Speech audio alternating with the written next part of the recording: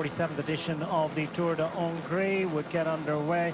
The first of 5 stages starting in the far east of the country, east and south on the Romanian border at Gyula.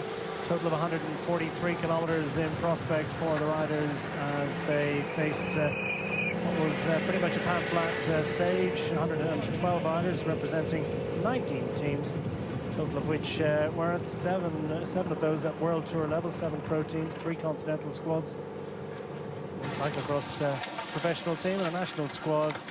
Problems in the early moments of the stage, just over 10 kilometers in, and this crash causing plenty of difficulty for a number of riders, all of whom were able to get back up on their bikes and resume and make their way back into the stage in various states of disrepair.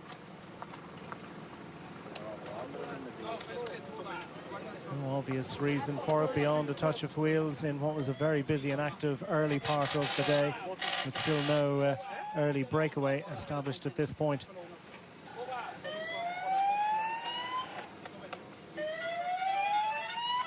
A little clumsy, a little confusing, and a little painful for some. But ultimately, no lingering after effects as the riders got set for a chariot race conclusion to the day. Eventually, we got our early break established, and it was 2 riders from the Lidl Trek squad. Mathias Norsgaard racing clear, eventually to be joined by his young Danish compatriot and teammate Christian Ekholm. First of 3 sprints of the day, hotly contested at the head of the main peloton behind our breakaway riders. It was none other than Benoît Cosnefroy who took the final bonus second on offer behind Ekholm and Norsgaard, who rolled through. A long run to the day. The second sprint of the day, equally hotly contested in the main peloton behind our lead duo out front. And it was Cosnefroy who made it a full house, actually, of bonus seconds from the main peloton. 3 in total gained in his bid for overall general classification glory at the end of the week. Short stage race, every second counts. Fine sprinting performance from the French rider with the UAE squad, clearly on flying form at the moment after victory on home roads in recent weeks. Rider's got the bell with 55 kilometers remaining as Ekholm and Norsgaard led through Benoît Cosnefroy, and the main peloton towed along by the Soudal Quick-Step squad. Martin Severcek at the front when this tumble occurred. Again, another touch of wheels, no particular reason for it beyond a little bit of crosswind and a little bit of anxiety in the peloton.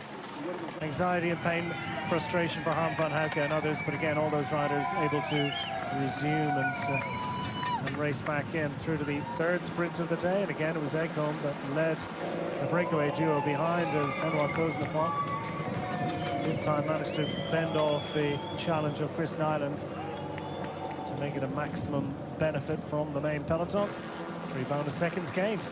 Could be very useful indeed at the end of the week. The final 10 kilometers, and the Soudal Quick-Step squad had Severcek and indeed Yves Lampart joined by the likes of Vigard Stackel-Langen in setting the tempo on the front of the main peloton.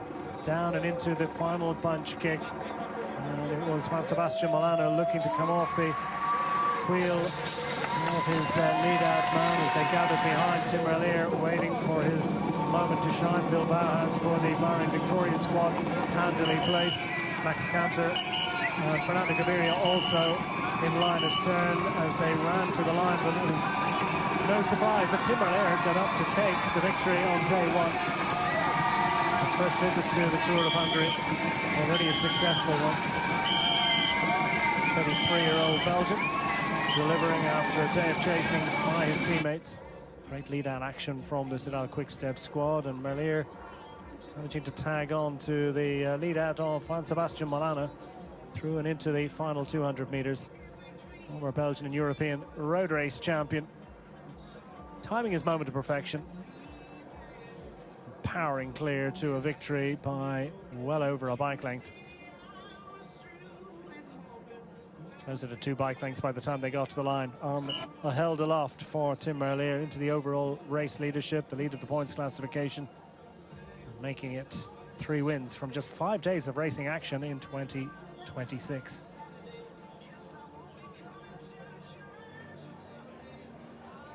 Behind him, Juan Sebastian Molano, best of the rest, fending off the attentions of Phil Bauhaus in the run to the line.